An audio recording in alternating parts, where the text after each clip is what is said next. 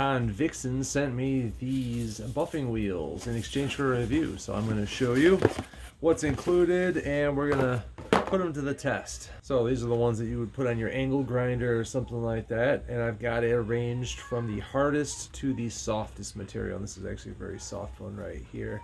One of the things about this is their newest design. So if you look, you could probably parse it out. Yeah. So there's 16 different layers here, and as you can tell, they're in a S pattern. So what that's going to give you is a lot of rigidity. These aren't going to fall apart really easy. The reason it's designed this way is to prevent from delamination. And you've got these smaller ones. These can just fit right into your drill. There's 4 different, let's put that in there, 4 different shapes. This is more of a cone one. And 5 different kinds of waxes I'm going to leave in the bag until we're ready to use them. I will pull one out of there so you can see what it is.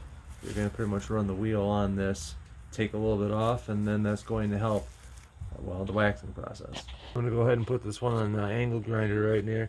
I won't actually need this spacer because it's pretty thick. See, there's barely enough room right there, so I'll just put this end piece here.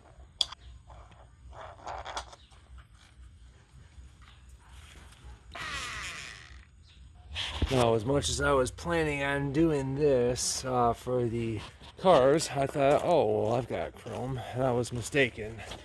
I'm like, oh, this is plated, so I can't actually use it for that, but I do have, I don't know, we'll call them a suitable replacement.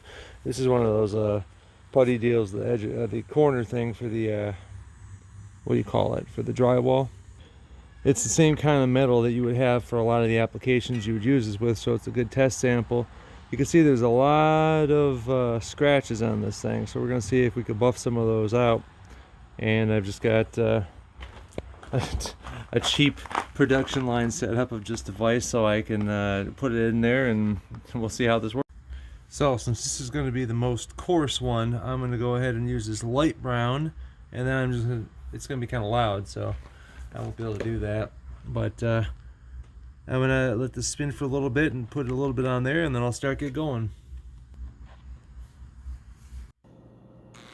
As you'll see, I'll take this light brown wax and put it on there. I let it spin for a second, just to make contact for about 2 seconds or so.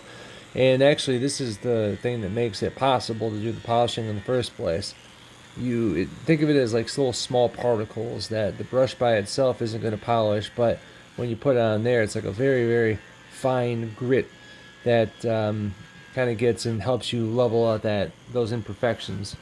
Unfortunately, for this specific project that I thought would work a little bit more successfully, it kind of failed only because what I chose was a little bit more flimsy. You'll definitely see results for it being more polished, but the thing I ran into was that since it was so flexible and I didn't have an appropriate place to mount it, well, it's very inconsistent. You'll see the results. This would work a lot better on what it's designed for, which is the rims of the car, but like I had mentioned before, I can't do it with my cars because they're plated and they're not the metal I thought I could use them for. So I was doing it for a couple seconds and I stopped because it's kind of like overkill. It's kind of like bringing a, well, let's just say this is meant for the car rims rather than this little tool, but you can see there's all these scratches and stuff right here, and then as we turn it, it's a little more reflective and there's a lot less scratching. I was planning on going ahead and using the other wheels, but I think you get the point. You just want to start off with the blue and then you work your way down to the white, and you just use the different color waxes as you do it between each phase, and then you go from a more and more coarse to a more and more softer. We could have made this thing look a lot shinier, but you know, let's be honest, I don't need to make that thing shiny, and since I don't have to do a project like with my car wheels or something like that, I don't care, so I'm not going to go in the details of making that. But ideally, if you have something that's stable and you can just go from start to finish, I would say that you could give it a solid, maybe a couple minutes on one side. If you find that you're not making any more progress, you just got to reapply the wax, as I had to do a couple times.